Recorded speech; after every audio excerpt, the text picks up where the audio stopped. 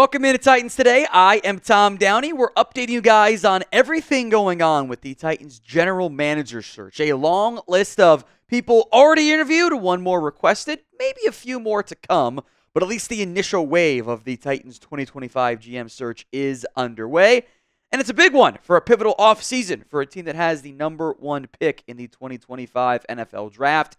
If you are excited for the Titans offseason, you can be excited, nervous, but excited overall, then like the video for me right now. We should get 1,000+ likes, frankly, on today's show. All right, let's go with the big picture overview, all of the interviews that we've tracked so far, and then we'll break down all these candidates more in depth. First up is Reggie McKenzie, the current Dolphins front office member, former Raiders GM. Thomas Dimitroff, the ex-Falcons GM. John Spytek, all three interviewed back on Friday. There were 4 interviews Saturday for Tennessee. Ed Dodds of the Colts, Matt Berry, not the fantasy guy or the actor. This is the Seahawks front office member. Terrance Gray of the Buffalo Bills, of course, his game going on right now. Cat Hickman of the Cleveland Browns. And then 2 on Sunday, Mike Borgonzi of the Kansas City Chiefs, Ian Cunningham, of the Chicago Bears. There is also a request, no details on when the interview will occur, if it has occurred, whatnot, for Jon-Eric Sullivan of the Green Bay Packers. Now, any top-level job, the interview process goes 2 ways. The team trying to figure out if the candidate's good, and the candidate trying to figure out if he wants the job. Now, in most cases, the answers are resounding yes. It is worth mentioning, with the presence of Chad Brinker on the organization, running points and being the head man, I do think a lot of these GMs want to figure out if they're going to have true GM power. There's even been some question marks about, from an NFL perspective, like, does this qualify for a GM? Could potential interviews be blocked? It looks like to an extent that hasn't really been an issue at all for Tennessee, but that is worth mentioning with the presence of Chad Brinker. Is this going to be true full GM power, or is it kind of the number 2 in the front office? Now, what is your confidence level in the Titans getting this GM hire right? Scale it for me from 1 to 10. It is the pinned comment on today's show. So if the ad comes here on YouTube, take advantage of it. Head down there and go vote at the pinned comment. We have an update from Diana Russini. This came in a couple days ago with the Titans going through the process. Reggie McKenzie is the lead candidate for the Tennessee Titans GM job, and what would be a bit of a homecoming for McKenzie. He is currently the Dolphins senior personnel executive, or should I say one of the senior personnel execs in Miami. He spent several years as the Raiders GM.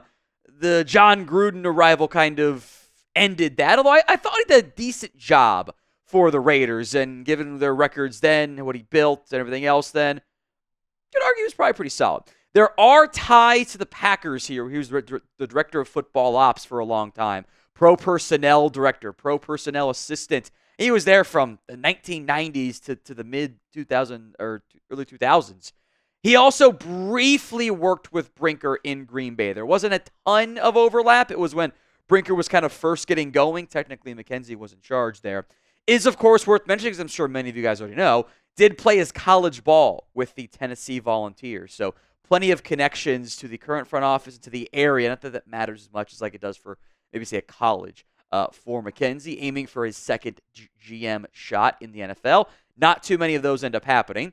Thomas Dimitroff also aiming for a second GM job. Falcons GM for 12 years. Patriots director of college scouting for several years. A scout for the Patriots, Browns, and Lions. Again, didn't have to move around too much overall in his career.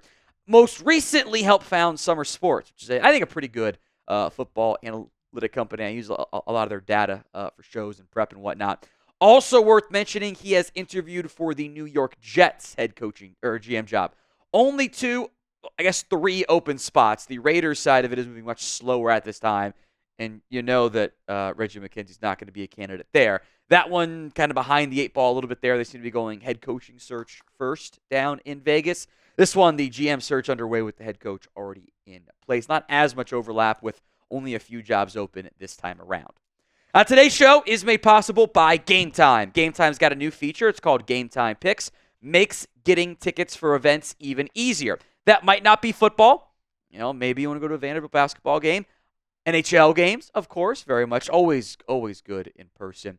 Game Time Picks filters out the fluff to only show you incredible deals on great seats, so you don't have to waste time searching through thousands of different tickets to find the best value. It's curation to find you better value. I always advise to using the all-in pricing feature, shows your total cost up front, so there are no surprise fees at checkout. Here's what you do. Go to GameTime.co and download the GameTime app today. Create your account, and then use code CHATSPORTS for $20 off your first purchase. Now, terms do apply. But again, create your account over at GameTime.co. Redeem code CHATSPORTS, CHATSPORTS for $20 off. The link and the promo code will be in the comment section and the description of today's show. So don't go download Game Time today. Last minute tickets, lowest price guaranteed, and yes, terms apply. Let's go to Buccaneers, John Spytek. He is the current Bucs assistant GM, was previously the VP of player personnel, the director of player personnel. You might think that VP is below director. It is not. It is ahead because it's weird like that. Also spent time with the Broncos as a national and Southwest area scout. Spytek's had some interest in the past. You know, whenever you look through some of those, if you ever do, it's not everyone does as much as head coach candidates I, but you ever look through the top GM candidate lists that like guys like Albert Breer and NFL Network put out, Spytek's pretty much always on that list. Let's go to Ed Dodds. Now, this is the current Colts assistant general manager, has held that role since 2018, was their VP of player personnel, came over from the Seattle Seahawks, where he was both a senior personnel executive, a national scout, an area scout. Dodds is a bit of a media favorite. His name gets mentioned for every single gig. It seems, if we believe the media reports, that he's been choosy with his jobs, hasn't, jumped at just any one of them. He's had plenty of interviews in the past. You do wonder, though, with a bad year in Indy, uncertain futures, if maybe Dodds is more inclined to make a jump. I think you would also want to figure out, hey, is this assistant GM job, or is my current assistant GM job going to be that much different than the one in Tennessee? Let's go to Seahawks Matt Berry. He is the current director of player personnel. Spent a long time as the director of college scouting. Was also a regional scout for Seattle. Is worth mentioning here that a lot of these roles, there's a lot of VP of player personnel and former GMs. There aren't a ton of clear and obvious, college scouting directors on this list, but Berry does stand out in that area. Now, if you want more Titans coverage all offseason long, we'll do cut candidates, we'll do trades, rumors, plenty of draft coverage, of course, as well. Hit that sub button, youtube.com/Titans today. Terrance Gray, next up here, the current Bills director of player personnel. Again, a longtime college scouting director for the Bills and spent 10 years in various roles with the Minnesota Vikings as a college scout. Now, Gray's had some interviews in the past, was one of the finalists for the Chargers job, did not get it. He's continuing to be in the market or in the candidate pool for NFL GM jobs. Let's go to Catherine Hickman, who is the Browns assistant GM. Before that, she was the Eagles VP of football ops, was the football ops coordinator, spent time in the XFL Vipers front office, the Toronto Argonauts front office in a variety of roles. Maybe most concerning to me is that she's actually Canadian. And I question how much Canada really knows about football. I'm kidding, obviously. I will say, whenever I see, hey, Eagles front office, that piques my interest because I like a lot of the way they operate things overall. She also interviewed for the Vikings GM job in the past. A pretty deep candidate pool, by the way, for Tennessee. But Hickman is probably not the last time we'll see her get some NFL GM interest, if she doesn't get this one, of course. Who do you think, or who do you want, I should say, to hire as Titans general manager? Let me know in the comments section of today's show. GM searches are weird. We're not nearly as tuned into that as fans because, it's kind of like, did you draft well? Did you sign well? At times, I almost want to go to who is a part of the best organization because that guy's probably going to have a good feel for it. So, which brings us to our next name we'll get to in a second. But let me know who you want to hire as Titans GM. I think there's a reason why Mike Borgonzi gets linked to every single job when it comes open because he has spent almost his entire career with the Chiefs, and they win a lot. And again, that's normally a pretty good indicator of, okay, this guy knows what it should look like. He is the current Chiefs assistant GM, has done director of football ops, player personnel, assistant director of pro scouting, the pro scout. He's been with KC since 2009. Has not jumped ship beyond that. Again, he gets linked to pretty much every job. The Jets also interviewed him. There's been some theories of, hey, if the Jets go with Borgonzi, they might hire Matt Nagy, which sounds terrible, but apparently you can just go be the OC for Patrick Mahomes and get hired. It's kind of, unless you're Eric Bieniemy, I guess, because he didn't interview very well.